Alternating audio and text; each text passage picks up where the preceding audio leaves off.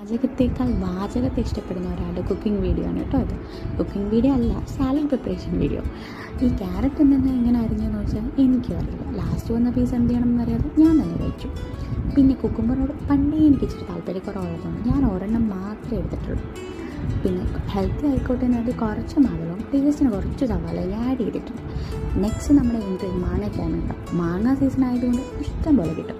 അതുകൊണ്ട് അമ്മ അരിഞ്ഞിട്ട് മൊത്തം മാങ്ങയും ഞാൻ അതിലോട്ട് അങ്ങോട്ട് തട്ടി.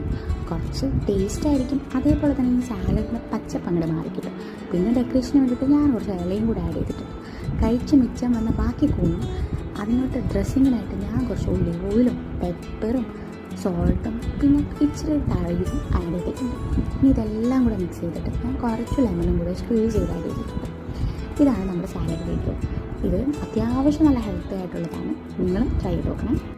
സാലഡാണോ വാചകമാണോ നല്ലതെന്ന് നിങ്ങൾ തന്നെ പറയും.